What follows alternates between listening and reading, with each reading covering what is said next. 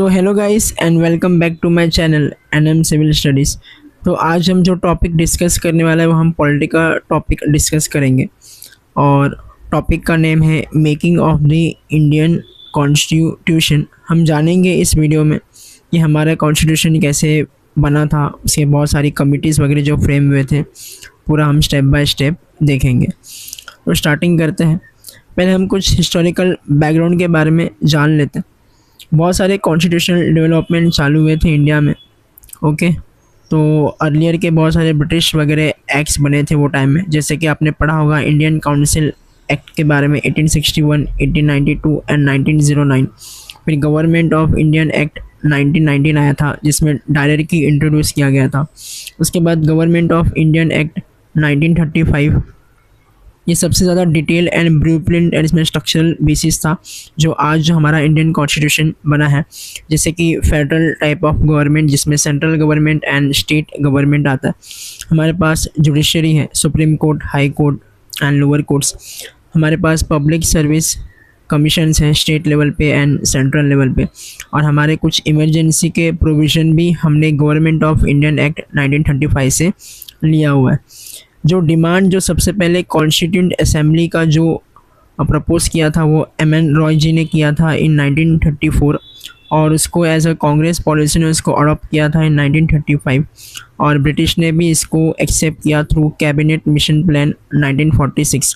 ये जितने भी प्रोविजंस हैं या फिर जितने भी एक्ट हैं इसके लिए मैं एक सेपरेट वीडियो बना दूंगा और सारे एक्ट्स को, सारे प्रोविजंस को मैं आपको एक्सप्लेन कर दूंगा, लेकिन फ़िलहाल अभी इसके लिए इतना इन्फॉर्मेशन आपके लिए काफ़ी है।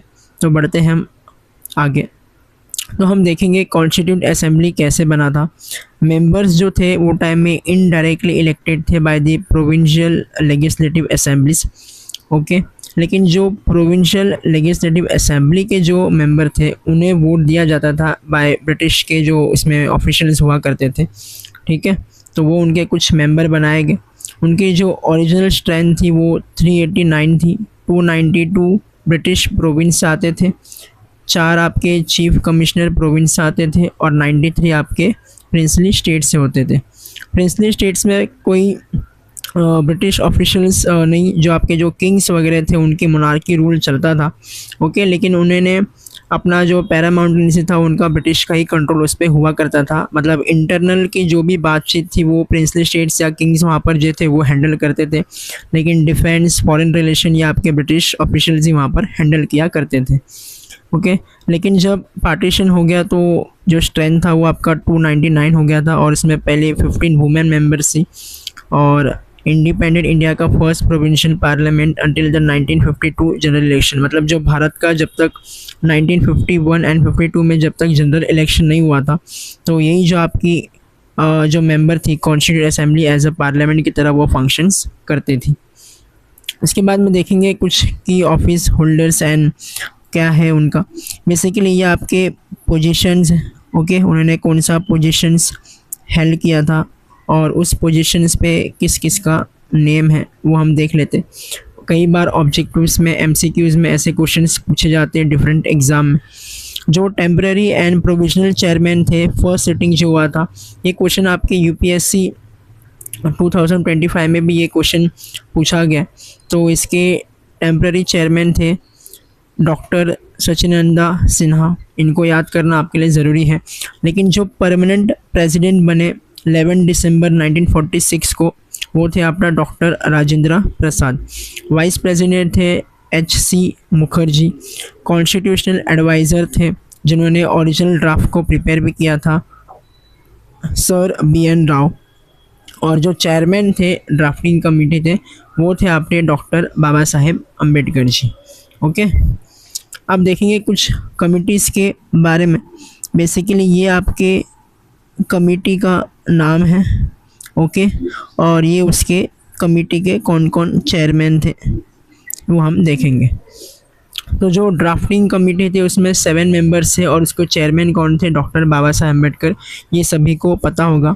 जो टाइम में यूनियन पावर्स कमेटी बनाई गई थी उसके चेयरमैन जवाहरलाल नेहरू थे, जो हमारे भारत के पहले प्राइम मिनिस्टर भी बने।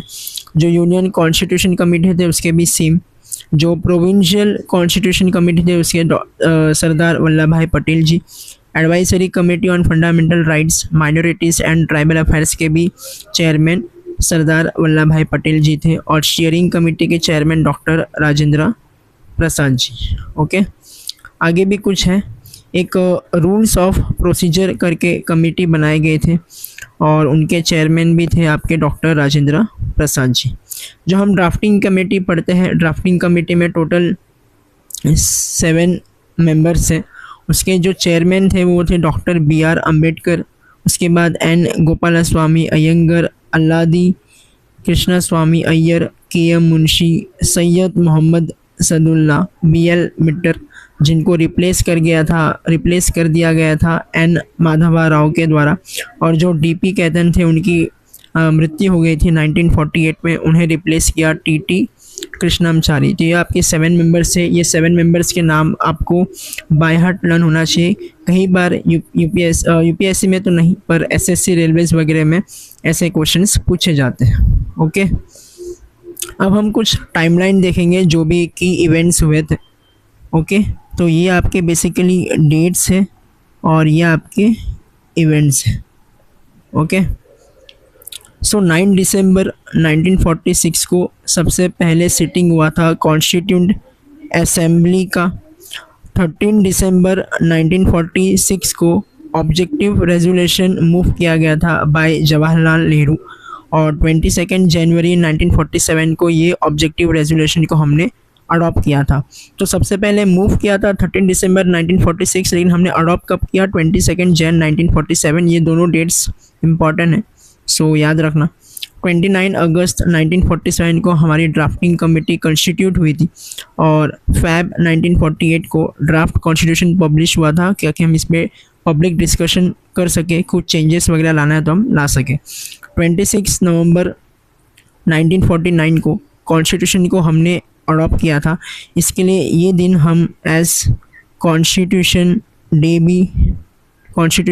भी सेलिब्रेट करते हैं।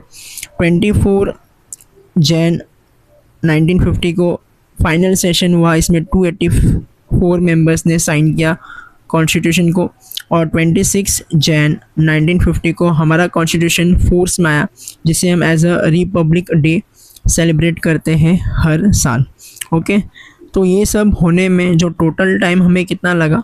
2 years 11 months एंड 18 days, और टोटल सेशंस कितने हुए आपके? 11 सेशन। तो ये भी इम्पॉर्टेंट है, ये याद रखना।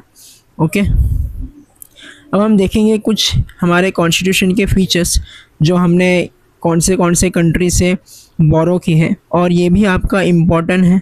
बहुत बार बहुत सारे एग्ज़ाम्स में, गवर्नमेंट एग्ज़ाम्स में ये पूछे गए हैं। ओके, तो ये आपके बेसिकली कंट्री का नाम है यहाँ पर, और ओके कौन सा फीचर्स हमने बोरो किया हुआ है वो यहाँ पर बताया गया है। ओके, तो ब्रिटेन से हमने पार्लियामेंट्री सिस्टम को अडॉप्ट किया है। हम काफ़ी इन्फ्लुएंस से जब ब्रिटिश ने हमारे ऊपर राज किया था, इसके लिए हमने भी ब्रिटिश की तरह ही पार्लियामेंट्री सिस्टम को अडॉप्ट किया कुछ चेंजेस के साथ में। रूल ऑफ लॉ हमने ब्रिटेन से लिया है, cabinet system, by cameral legislature, और सिंगल सिटीजनशिप जो हमने ब्रिटेन से लिया है। ठीक है, क्योंकि बहुत सारे देश में डुअल सिटीजनशिप है, जैसे कि USA में डुअल सिटीजनशिप है, लेकिन हमारे भारत में सिंगल सिटीजनशिप है। ओके, आप कोई भी एक ही कंट्री के नागरिक बन के रह सकते हो। USA से हमने फंडामेंटल राइट्स अडॉप्ट किया है, judicial review, independence of judiciary, post of vice president and impeachment of president. Ireland से ये बहुत बार पूछा जाता है, directive principles of state policy हमने आयरलैंड से अडॉप्ट किया है। फिर प्रेसिडेंट का इलेक्शन, उसका मेथड क्या हमने आयरलैंड से अडॉप्ट किया है, and nomination of Rajya Sabha members. Okay, जो प्रेसिडेंट साहब आपके 12 मेंबर्स राज्यसभा में नॉमिनेशन करके उसको बनाते हैं। कनाडा से हमने federal system with a strong centre को अडॉप्ट किया है, एंड रेजिडुअरी पावर्स किसके पास होते हैं? सेंटर्स के पास में। ये भी MCQs में पूछा जाता है। ऑस्ट्रेलिया से हमने कॉन्करेंट लिस्ट को अडॉप्ट किया है, और freedom of trade and commerce को। जर्मनी से हमने suspension of fundamental rights during emergency. आपके फंडामेंटल राइट्स इमरजेंसी के टाइम में सस्पेंड तो हो सकते, लेकिन आर्टिकल 20 एंड 21 आपका सस्पेंड नहीं हो सकता। साउथ अफ्रीका से हमने प्रोसीजर ऑफ कॉन्स्टिट्यूशनल अमेंडमेंट, जो आर्टिकल 360 के 1948 के दौरान हम जो अमेंडमेंट करते हैं हमारे कॉन्स्टिट्यूशन में, ये हमने साउथ अफ्रीका से अडॉप्ट किया है। यूएसएसआर, जिसको आज हम रशिया कहते हैं, उससे हमने fundamental duties ideals of justice in preamble adopt किया है। फ्रांस से हमने Republic ideals of liberty, equality, fraternity and preamble adopt किया है। और जापान से प्रोसीजर एस्टैब्लिश बाय लॉ। हम देखते हैं कि जो भी लॉ वगैरह बनाया गया क्या वो सही है कि नहीं, ओके, उसको हम बेसिकली चेक करते हैं। तो वो हमने बेसिकली जापान से बोरो किया। कुछ क्विक फैक्ट्स है, वन लाइनर्स, ओके। तो डॉक्टर BR अम्बेडकर जी को हम popularly call the father of Indian constitution. हमारा कॉन्स्टिट्यूशन पूरे वर्ल्ड में सबसे बड़ा कॉन्स्टिट्यूशन है, okay, longest written constitution in the world. उसके बाद एज ओरिजिनली अडोप्टेड 1950, जब हमने अडॉप्ट किया था वो टाइम में 395 आर्टिकल से 22 पार्ट्स था, 8 शेड्यूल्स था। आज के टाइम में 8 नहीं 12 शेड्यूल्स हो गए। आर्टिकल्स भी 400 प्लस है, ओके। द ओरिजिनल कॉपीज़ जो वो टाइम में लिखा था, कोई टाइप नहीं किया था, हैंड रिटन था।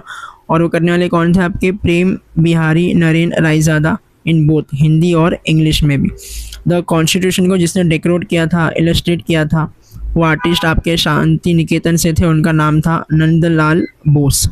26 Jan was chosen for commencement to honour Purna Swaraj day declared by the Congress on 26 Jan 1930।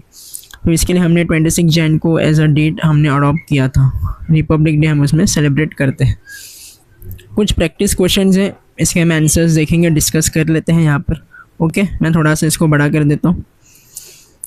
Who was the temporary chairman of the constituent assembly of the first sitting? तो राइट आंसर है आपका doctor Sachindra Sinha. On what date was the objective resolution adopted? 22 Jan 1947, okay.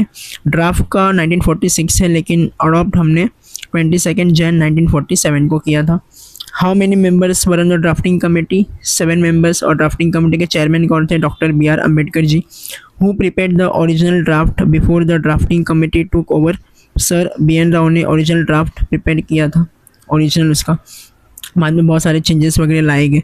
जो directive principles हमने कहाँ से borrowed किया है? तो आयरलैंड से बोरो किया है। और how many articles did the original constitution contain? तो वो आपका राइट आंसर है article total number of articles is 395।